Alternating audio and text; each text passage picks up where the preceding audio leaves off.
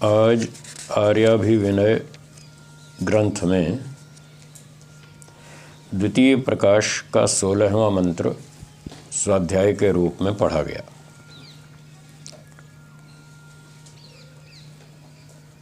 आज के मंत्र में ईश्वर की स्तुति की गई है, ईश्वर के गुणों का वर्णन किया गया है। महर्षि दयानंद जी व्याख्यान में लिखते हैं, हे विभु व्यापकेश्वर विशेषेण भवति इति विभु, जो विशेष रूप से होता है उसको विभु कहते हैं। तो ईश्वर सब जगह पर विशेष रूप से विद्यमान है, इस प्रकार से उसको विभु नाम से कहा जाता है। तो हे व्यापकेश्वर, आप विभु हो, सर्वव्यापक हो, अर्थात सर्वत्र प्रकाशित वैभव ऐश्वर्य युक्त हो, और विशेष ऐश्वर्य वाला है ईश्वर, उसके पास अनंत ऐश्वर्य है, इसलिए वैभव संपन्न है, ऐश्वर्य युक्त है। सर्वत्र प्रकाशित मतलब सब जगह विद्यमान है ईश्वर। प्रकाशित का मतलब आँख से तो दिखता नहीं है, सब जगह। कोई जानना चाहे, बुद्धि से विचार करे तो उसको समझ में आ जाएगा कि ईश्वर सर्वव्यापक है। इस प्रकार से वो प्रकाशित है, ज्ञान की दृष्टि से प्रकाशित है, आँख से नहीं दिखता। तो आप जो विभु हैं, आप सर्वत्र प्रकाशित हैं, वैभव ऐश्वर्य युक्त हैं, और कोई नहीं, आप जैसा और कोई नहीं है जो इस प्रकार से वैभव ऐश्वर्यवान हो, सर्वव्यापक हो। सर्वव्यापक तो और भी हैं, पर वो वैभव ऐश्वर्यवान नहीं है। जैसे दिशा है, काल है, आकाश है, ये भी व्यापक हैं, पर ये ऐश्वर्यशाली नहीं हैं। ईश्वर इनमें विशेष है, वो व्यापक भी है और ऐश्वर्यशाली भी है। फिर कहते हैं विभु, आप सब जगत के प्रवाहण अर्थात स्व नियम पूर्वक चलाने वाले। आप सब जगत को अपने अपने नियम में चलाते हैं। आपने जगत में जड़ पदार्थ भी बनाए हैं, चेतन आत्माओं को भी शरीर आदि कर्मफल के रूप में दिए हैं। तो जैसे सूर्य बनाया, पृथ्वी बनाई, अग्नि बनाई, जल बनाया, वायु बनाई, ये सब पदार्थ ईश्वर ने बनाए, और इनके बनाकर इनमें कुछ नियम स्थापित कर दिए। अग्नि ऐसे ऊपर को जलेगी, अग्नि की लपटें ऊपर उठती हैं, तो उसका नियम बांध दिया कि आपको ऊपर ही उठना है, और वो चल रही, हमेशा ऊपर ही उठती है अग्नि। वायु को नियम लगा दिया, आपको ऐसे दाएं बाएं चलना है, तो वायु दाएं बाएं चलती। और पृथ्वी में आकर्षण बल स्थापित कर दिया, तो पहाड़ से कोई चीज़ भारी वस्तु गिरेगी तो वो नीचे की तरफ आएगी आकर्षण बल के कारण। पत्थर हो, लोहा हो, लकड़ी हो, भारी चीज़ें वो नीचे की ओर गिरेंगी। पानी भी नीचे की ओर बहेगा, पहाड़ से नदी के रूप में मैदान की तरफ चलेगा। पृथ्वी को एक नियम बांध दिया, तुम्हें सूर्य के चारों ओर चक्कर काटना है ऐसे, और दैनिक भ्रमण भी करना है ऐसे। तो जो जो नियम ईश्वर ने इन पदार्थों में बांध दिए, ये सब अपने अपने नियमों का पालन करते हैं, जड़ वस्तुएं। और चेतन प्राणियों को भी कुछ नियम बता दिए, गाय को, घोड़े को, कुत्ते को, शेर, बकरी, भेड़िया, हिरण, खरगोश, मनुष्य, सबको अपने अपने कर्मफल के हिसाब से शरीर योनियाँ दे दी, और उनको बता दिया कि आपको ये करना है, ये नहीं करना, ये खाना है, ये नहीं खाना, ऐसे रहना है, ऐसे नहीं रहना। तो सब प्राणियों को सिखा दिया। मनुष्य को छोड़कर बाकी जितने प्राणी हैं वो प्रायः अपने नियमों का पालन करते हैं, बहुत कम गड़बड़ करते हैं, कहीं कहीं गड़बड़ करते हैं, अधिकतर वो अपने नियमों का पालन करते हैं। ईश्वर ने कर्म फल के अनुसार उनको इतनी बुद्धि नहीं दी कि वो ज़्यादा तोड़ फोड़ कर सकें। बांध रखा है, जैसे जेल में बांध देते हैं ना अपराधियों को, बस इस बाउंड्री से बाहर नहीं जाना, अंदर ही रहना है, और अंदर भी आपको ये काम करना है, ये नहीं करना। फिर भी कुछ दुष्ट होते हैं अपराधी, वो कहीं कहीं जेल में भी गड़बड़ कर देते हैं। बाकी ज़्यादा स्वतंत्रता उनको नहीं दी गई है। ऐसे ही ईश्वर ने इन प्राणियों को भी बांध रखा है कि तुम्हें बस ऐसे ही खाना पीना जीना, ऐसे बच्चे पैदा करना, ऐसे डरना, ऐसे डराना, बस वो उतने में ही चलते रहते हैं। बहुत कम तोड़फोड़ या गड़बड़ करते हैं। मनुष्य को विशेष बुद्धि दी, हाथ पैर दिए, वाणी दी, 4 वेदों का ज्ञान भी दिया। उसको दिया तो इसलिए था कि वो मोक्ष में जाए, अच्छे काम करे और मोक्ष में जाए, इसलिए दिया था। पर मनुष्य उसका पूरा लाभ नहीं उठाता। वो अविद्या के कारण, राग द्वेष के कारण, हठ अभिमान के कारण गड़बड़ ज़्यादा करता है। वो उसका दोषी मनुष्य है, ईश्वर नहीं। ईश्वर ने तो संविधान भी बताया, कर्मफल व्यवस्था भी बताई, और सावधान किया कि गड़बड़ करोगे तो फिर तुम्हें भी सांप बिच्छू बना दूंगा, कुत्ता हाथी बना दूंगा। पर उसकी समझ में नहीं आई मनुष्य की, इसलिए सबसे ज़्यादा गड़बड़ मनुष्य ही करता है, और सबसे अच्छे काम भी मनुष्य ही करता है। दोनों बातें, जिसके अपने संस्कार अच्छे हैं वो अच्छे काम करता है, जिसके संस्कार खराब हैं और आगे भी सीखना नहीं चाहता वो ज़्यादा गड़बड़ करता है। तो भी ईश्वर ने जो नियम बांध रखे हैं लगभग सभी उसका पालन करते हैं, और मनुष्य अगर करता है गड़बड़ तो ईश्वर फिर आगे उसको दंड भी देता है, वहाँ फिर वो पराधीन कर ही देता है। तो इस भाव से कह रहे हैं कि आप सबको अपने अपने नियम पूर्वक चलाने वाले हो। जड़ वस्तुएं तो गड़बड़ कर ही नहीं सकती, उनमें बुद्धि नहीं है, योग्यता नहीं है, हेरा फेरी कर लें। चेतन आत्मा है वो गड़बड़ कर लेता है, पर फिर भी बहुत कुछ नियम पूर्वक संसार के प्राणी चलते हैं, और जड़ तो पदार्थ तो पूरे ही चलते हैं। इसलिए कहा कि आप प्रवाहन हैं, सबको अपने अपने नियम से चलाने वाले हैं, तथा सबके निर्वाह कारक भी हो। सबका निर्वाह ईश्वर की कृपा से हो रहा है। सबको खाना पीना जीना के साधन जो मिले हैं, अपनी रक्षा के साधन मिले हैं। किसी को सींग दे दिए गाय को, अपनी रक्षा कर लो, किसी को दांत दे दिए, पंजे तीखे तीखे दे दिए, अपनी रक्षा कर लो आक्रमण से। तो ये सबका जो निर्वाह है वो ईश्वर की कृपा से चल रहा है, और खाना पीना सबके लिए अनाज भोजन भी ईश्वर ही व्यवस्थित करता है, बनाता है। इस प्रकार से भगवान सबका निर्वाह कारक है, निर्वाह करने वाला, जीवन चलाने वाला, सुविधाएं देने वाला। फिर कहा, हे स्वप्रकाशक सर्व रस वाहकेश्वर। तो ईश्वर सर्व रसों का वाहक है। वृक्षों में जो हम जल सेचन करते हैं, जड़ों में पानी डालते हैं, तो वृक्ष मिट्टी से अपनी खुराक लेता है, ज़मीन में से पानी भी लेता है, और उसको ईश्वर क्या करता है, उसका रस बना देता है, और रस को ज़मीन से लेकर वृक्ष की चोटी तक पहुंचा देता है। सभी शाखाओं में, सभी पत्तों में वो उसका भोजन वहाँ तक पहुँचा देता है। तो ये सब रसों का वाहक है ईश्वर, सब रसों को पहुँचाने वाला है। जैसे वृक्षों में है ऐसे प्राणियों में भी है। हम जो भोजन खाते हैं उसके रस रक्त आदि 7 धातुएं बनती हैं, 8 धातुएं आयुर्वेद के हिसाब से। तो उसमें सबसे पहली धातु रस है, भोजन के बाद जो पचने से बनती है। तो उस रस का भी वाहन ईश्वर ही करता है सब प्राणियों के शरीर में। इस प्रकार से उसे रसवाहक बतलाया। आप वहनी है, अर्थात हव्य वाहन, सब हव्य उत्कृष्ट रसों के भेदक, आकर्षक तथा यथावत स्थापक हो।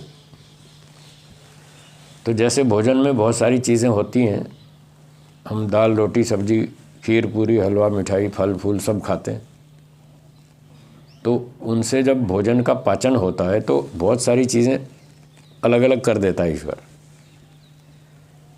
जैसे रस बनाया भोजन से, फिर रस से रक्त बनाया, फिर मांस बनाया, फिर मेद चर्बी बनाई शरीर में। ऐसे बहुत सारी चीज़ें ईश्वर बनाता है और सब धातुओं को पृथक पृथक अलग अलग करता जाता है।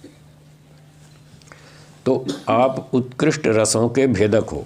एक तो भेदक का ये अर्थ है कि वो रस आदि धातुओं को अलग अलग बनाता है, उनका निर्माण भी करता है और सबकी व्यवस्था रचना अलग अलग कर रखी है ईश्वर ने। दूसरा अर्थ इसका ये बनता है कि भूमि के अंदर 6 प्रकार के रस हैं, खट्टा, मीठा, कड़वा, तीखा, नमकीन और कसेला। ये भूमि के, पृथ्वी के 6 रस हैं।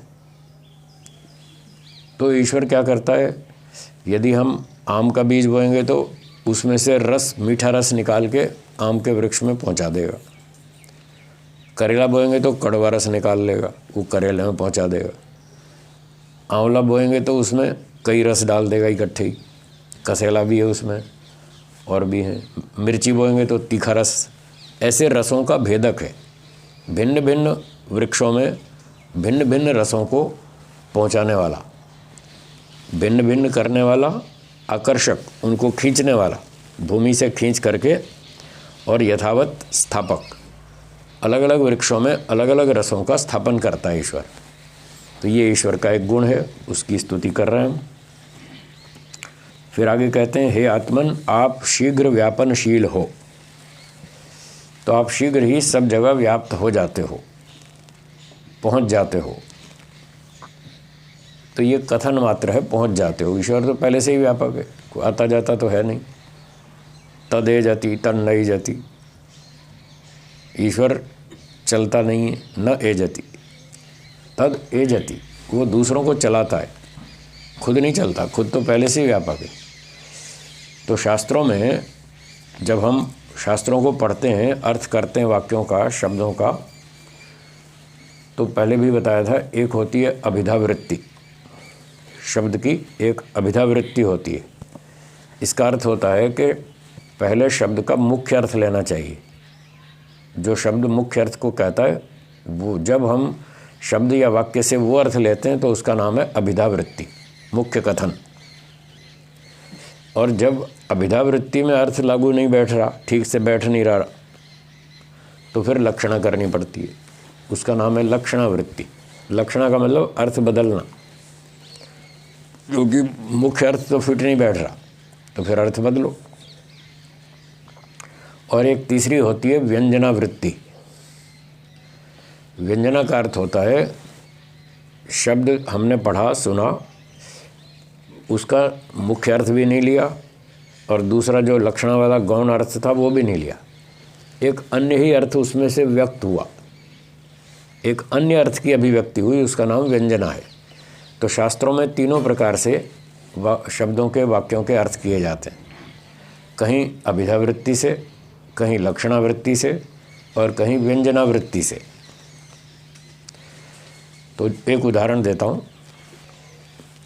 जुलाई का महीना था, वर्षा के दिन थे, उन दिनों वर्षा होती है जुलाई में, और बादल खूब काले काले घने इकट्ठे हो गए।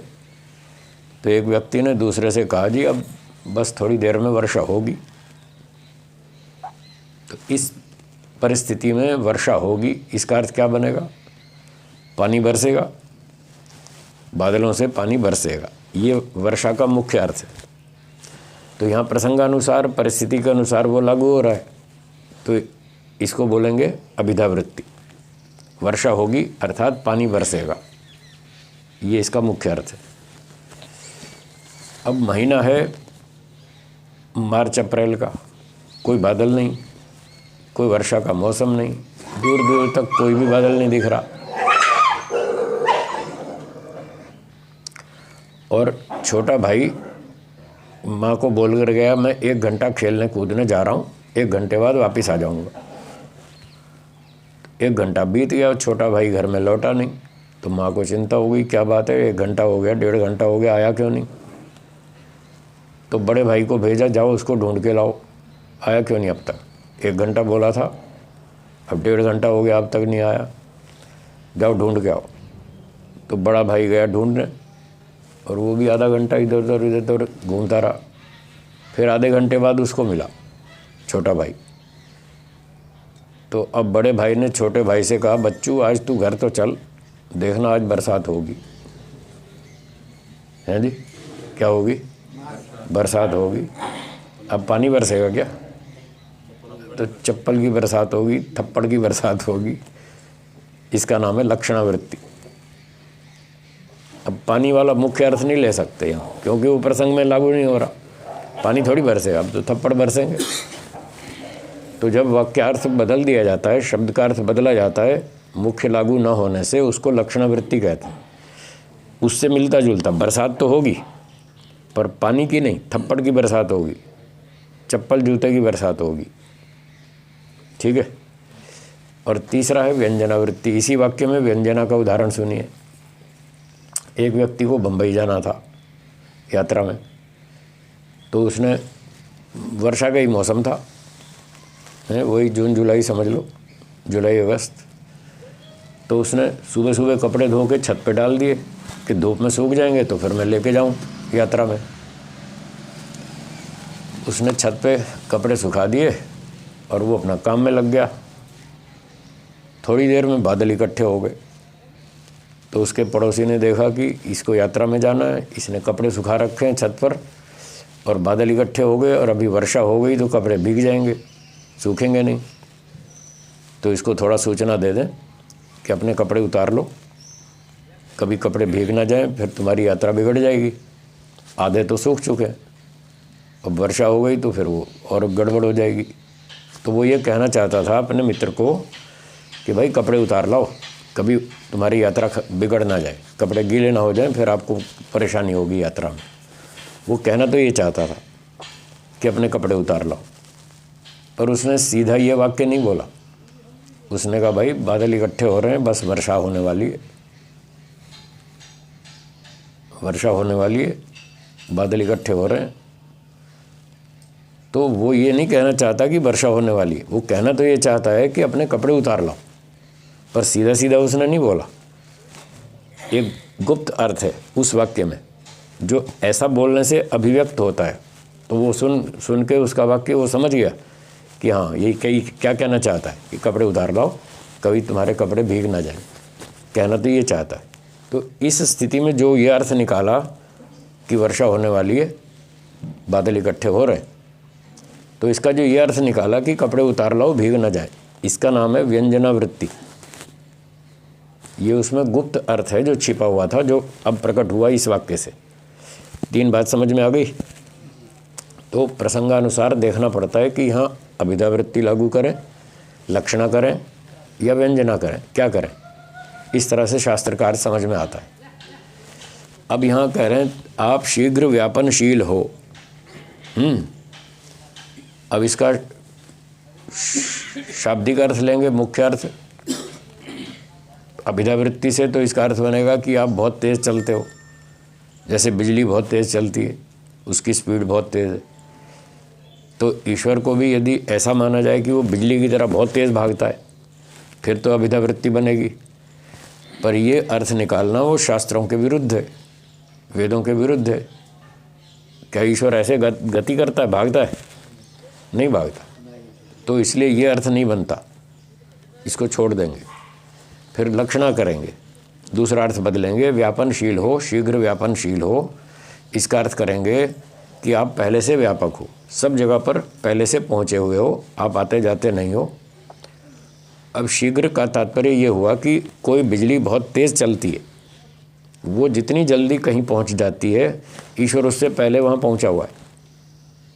तो शीघ्र की तुलना इस भाव से की जाएगी। शीघ्र शब्द से यह अर्थ लेना चाहिए कि जितनी जल्दी बिजली पहुँचती है, ईश्वर उससे भी जल्दी पहुँचा हुआ है।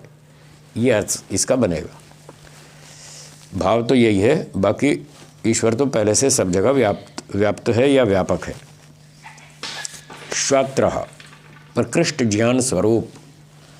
तो आप ज्ञान स्वरूप हैं, प्रकृष्ट यानी उत्तम। आप उत्तम ज्ञान वाले हैं, आपका ज्ञान सबसे उत्तम है। आपसे बढ़िया शुद्ध ज्ञान किसी के पास नहीं है। जिसके पास भी जो भी ज्ञान है वो सब आपकी कृपा से ही हमको प्राप्त होता है।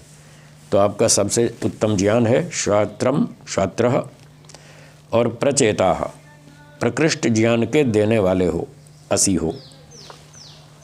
तो ज्ञान आप देने वाले भी हो, आपका ज्ञान सबसे उत्तम है और आप देते भी हो। 4 वेदों में ईश्वर ने सृष्टि के आरंभ में अपना ज्ञान दिया और उसके बाद भी आज भी हमको सबको ज्ञान देता है। हम अच्छी योजना बनाते हैं तो अंदर आनंद, उत्साह, निर्भयता हमारे अंदर मन में ऐसा ज्ञान देता हमको कि ये काम अच्छा है, कर लो कर लो। और जब गड़बड़ करते हैं तो भय, शंका, लज्जा ऐसी अनुभूति उत्पन्न करता है। तो इस प्रकार से ईश्वर हमेशा सबको ज्ञान देता ही रहता है, बताता रहता है ये काम अच्छा है, ये बुरा है, ये करो, ये मत करो। इस प्रकार से वो उत्तम उत्तम ज्ञान देने वाला है, प्रकृष्ट ज्ञान के देने वाले हो। हे सर्वविद आप तुथ हो।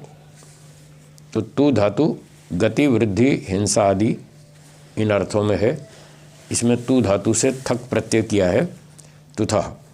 तो आप गति देने वाले हो, वृद्धि करने वाले हो, न्याय करने वाले हो, दुष्टों को दंड देने वाले हो, ये इसके अर्थ हैं। विश्व वेदाः असि। तो विद ज्ञाने धातु से, विद्लि लाभे धातु से इसके अर्थ बनते हैं आप सब जगत में विद्यमान हो। विद्लि लाभे, आप सब जगह प्राप्त हैं, विद्यमान हैं और सबका लाभ कराने वाले हो। तो ये ईश्वर की स्तुति की गई आज के मंत्र में। इन सब गुणों पर बार बार चिंतन मनन करना चाहिए और इन गुणों को अपने जीवन में धारण करने का प्रयत्न भी करना चाहिए। इतना ही कहकर विराम।